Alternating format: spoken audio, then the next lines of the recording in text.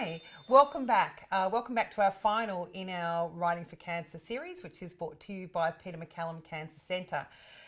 This is our final, and as usual, we are going to begin with a warm-up. So grab your pens, your paper, open your document, get your phone ready to tap, tap, tap, get your blackboard cleaned off or your whiteboard smooshed down, and I'm going to get you to answer a couple of questions. Just briefly, just off the top of your head. And again, just remember, with these warm-up exercises, with all of them, don't put any emphasis or any value on what you write.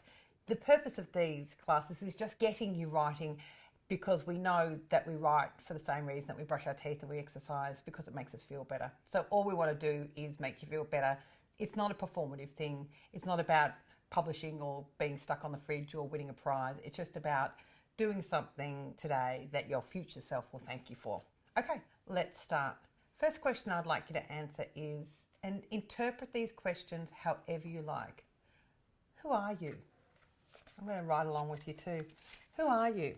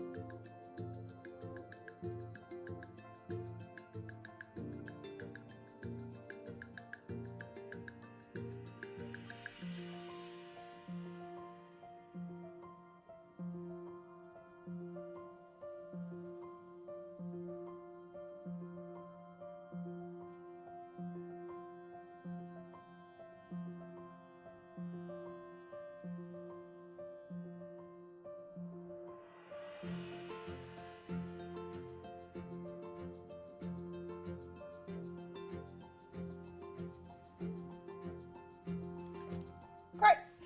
Next question. Why are you here? Why are you here?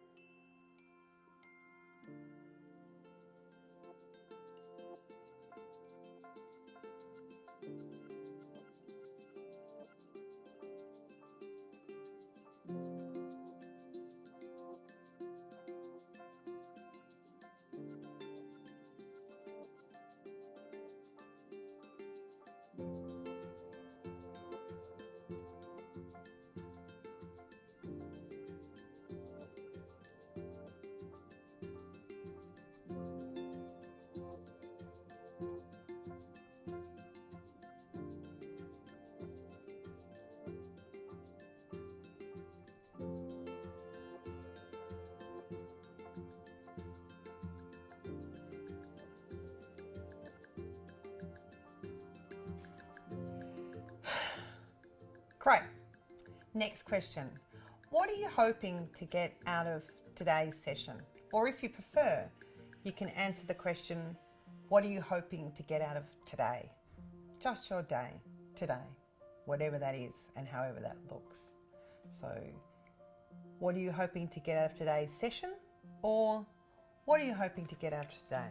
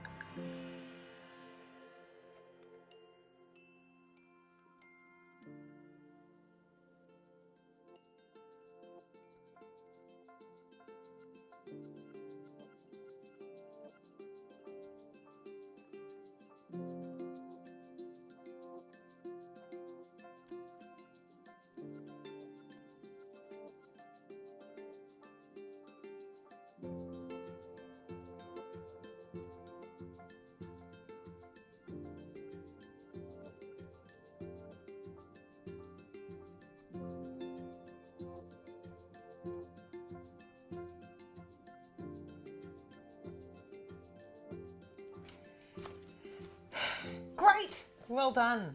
Thanks for joining in and being good, giving and game and curious and enthusiastic and just, sticking with it.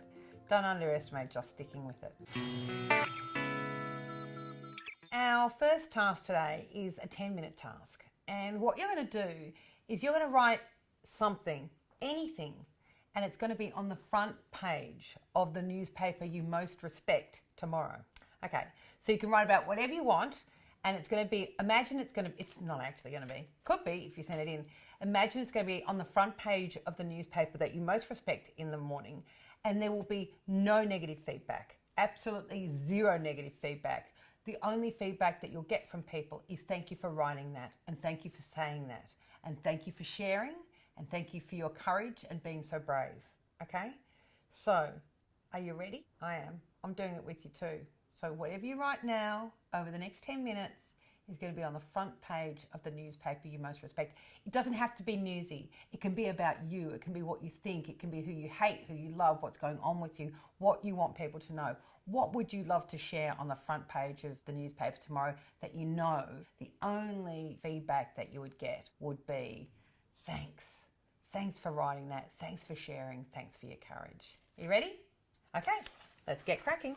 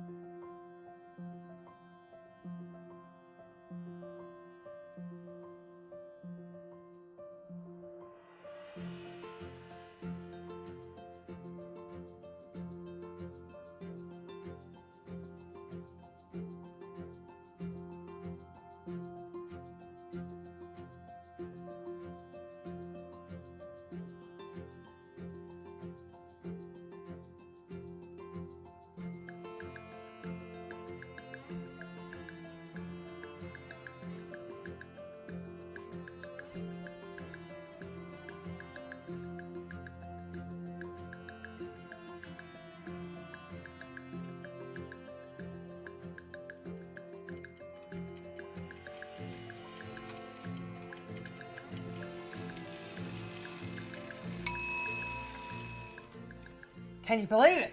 That was 10 minutes. Whew. Wow. Wonder what you wrote.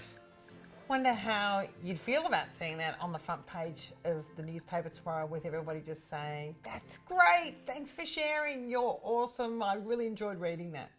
I hope you got as much out of it as me. Our next exercise is a fairy tale.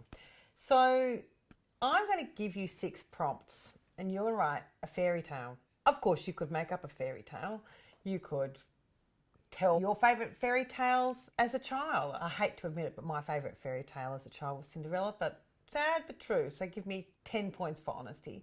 What I'd really love you to do is write a fairy tale about you, your life, or someone in your life. This is quite a good exercise if you have to write like a birthday speech for someone or something like that. Or if you happen to be a person who is writing fiction, you might have a character in your work that you might want to use in this exercise. What I really want is for you to write a fairy tale about yourself, but these are just suggestions, not orders.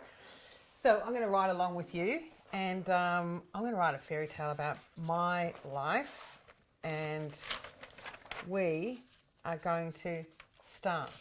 So the first prompt is, once upon a time there was. Once upon a time, there was. So keep going, keep writing until I give you another prompt.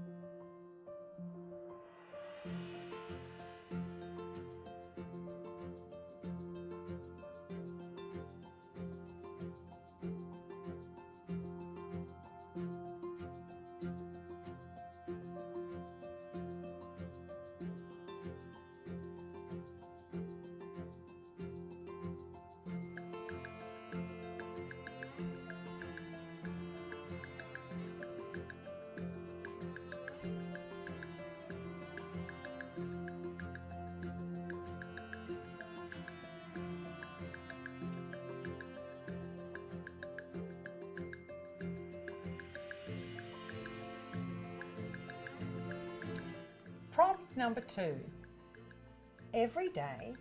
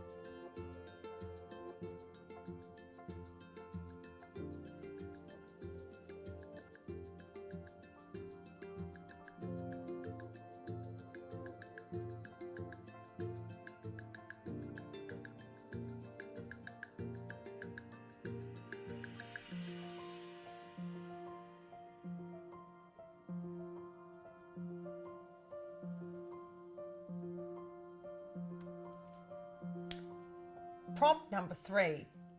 One day,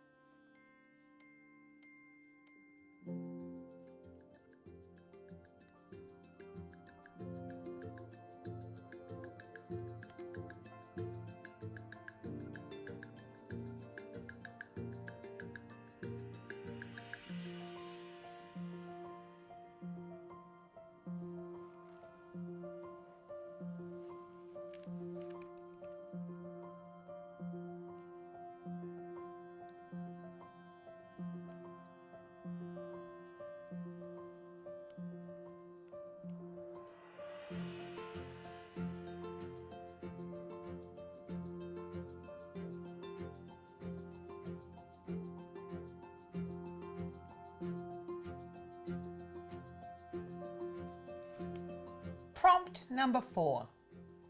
Because of that,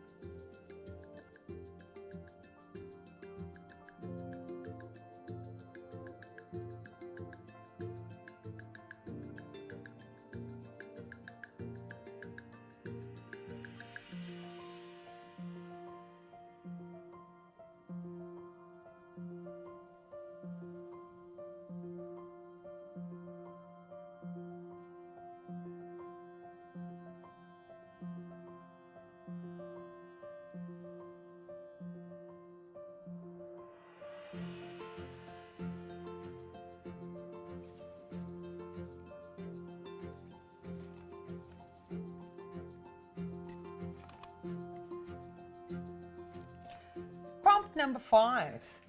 And because of that, prompt number 5. And because of that,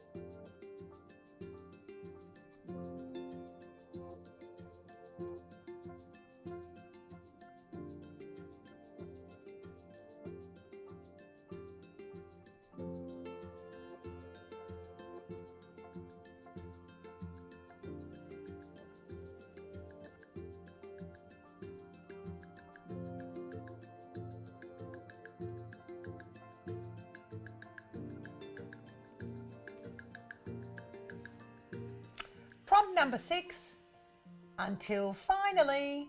Prompt number 6, until finally.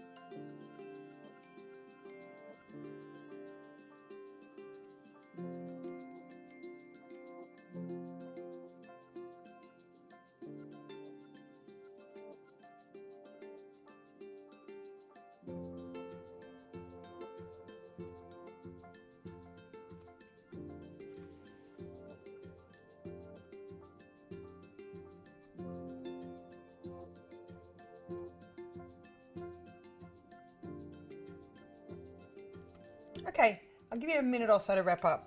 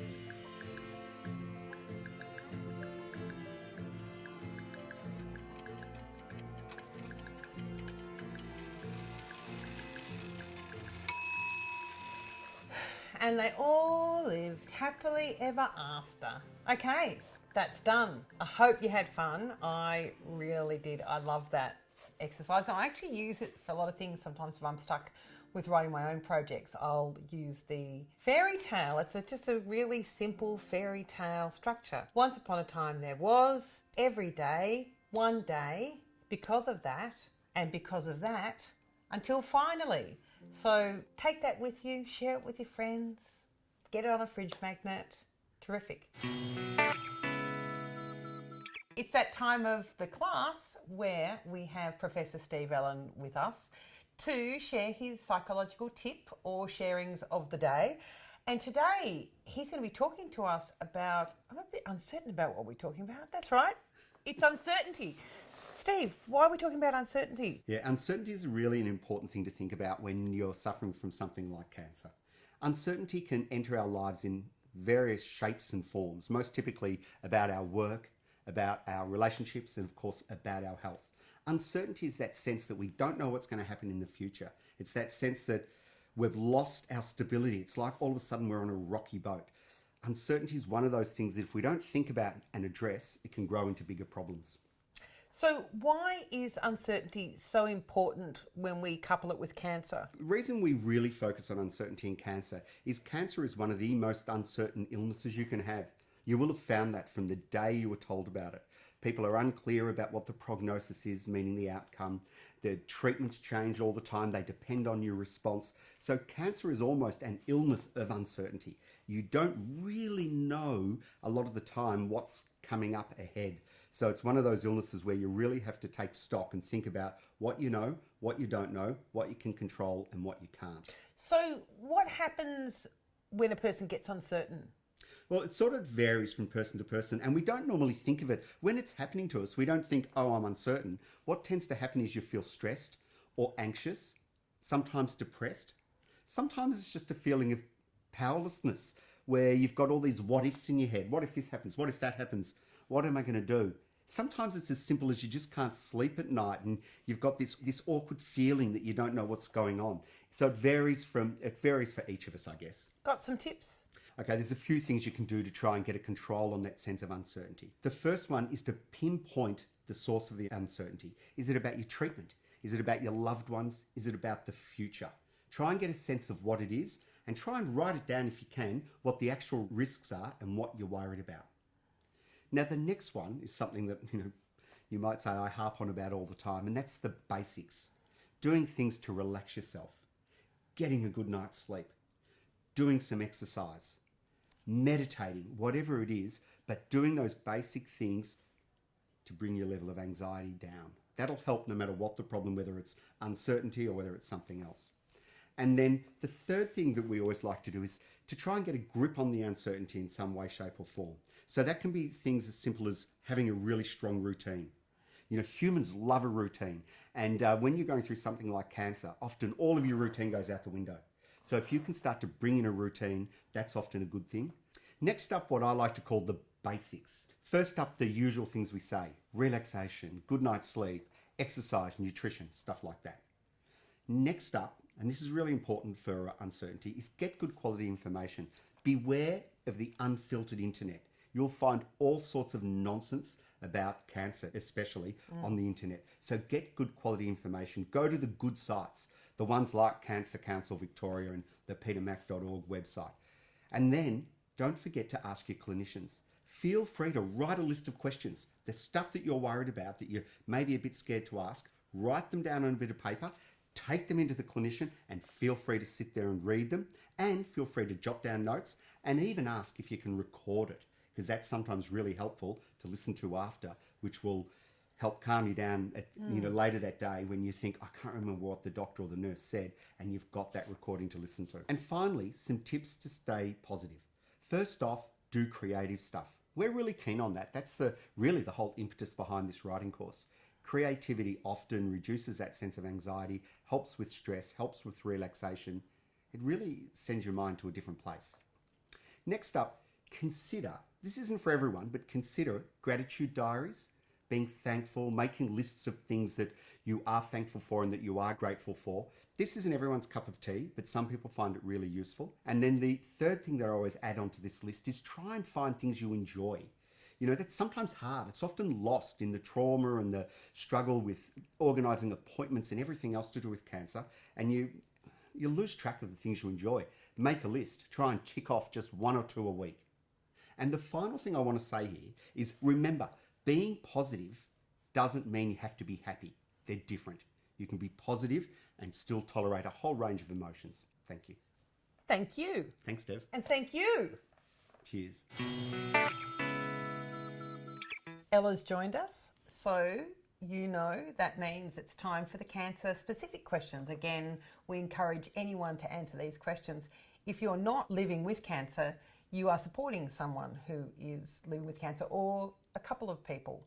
So you can answer these questions by reflecting on what you think that person or people in your life might be feeling and how they might respond to these questions. You ready? What is something that makes you forget that you have cancer?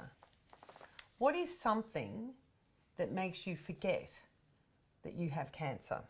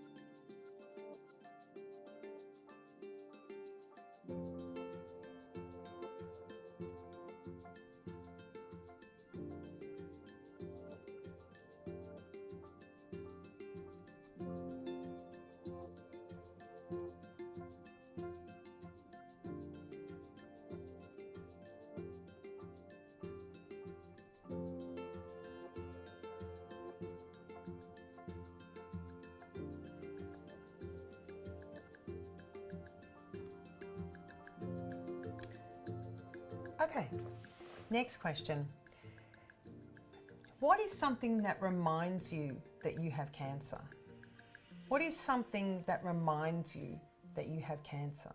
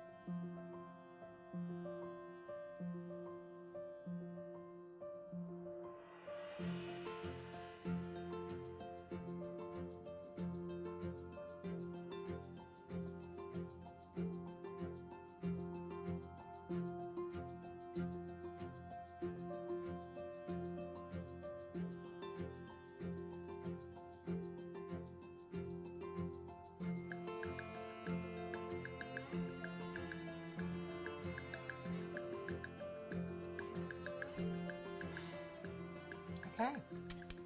How did you go with that? Ella, what was that one like for you? That one was quite mixed for me. At the beginning, some really sort of happy, peaceful places for me. And then the second one brought up some more difficult feelings. Yeah, I think that was the most mixed one for me. It wasn't like there was one feeling in the first question and one feeling in the second. They were really very related in a lot of ways. I think it was an interesting one to end our session on. So how was it for you? I wonder, what emotions you noticed in yourself and whether this provoked other questions or other thoughts for you. I mean, the questions may have been, there's nothing that makes me forget that I have cancer. So that's a valid answer in itself. So again, feel free to revisit any of these questions later on, in a week, in a month, whenever you like, and if they're useful, and share them with others. So we've come to the end of our 6 classes, our Riding with Cancer, which has been brought to you by Peter MacCallum Cancer Centre here in beautiful Melbourne, and psychologist Ella Sexton and our psychiatrist Steve Allen. This has been made by Andrew Ferguson, who is a filmmaker, and we have had a ball doing this, and we hope you've gotten something out of it. We really hope that it's been useful for you, and you've found some comfort and some insight and some fun. That's something that we really wanted you to get from our classes. If you'd like some more psychological and writing support, we'll put some links up now. But until next time, thank you so much for your curiosity, your enthusiasm, your willingness, your persistence, and your presence, because you've got to do what you can with what you have wherever you are. So thank you. Thank you. Bye. Hey, before you go, one final word. We love feedback. Good, bad, indifferent, we don't mind. We learn from feedback, and it basically helps us create all the stuff that we do here at Peter Mac. It's so important, I can't express how important it is to us. Now, we've got details on the webpage about the best way to give feedback around this course. So thanks very much. Thanks again, everyone who helped produce this, and in particular, thanks to you for taking the time to do the course and take part in all of the stuff that's going on here at Peter Mac. Cheers.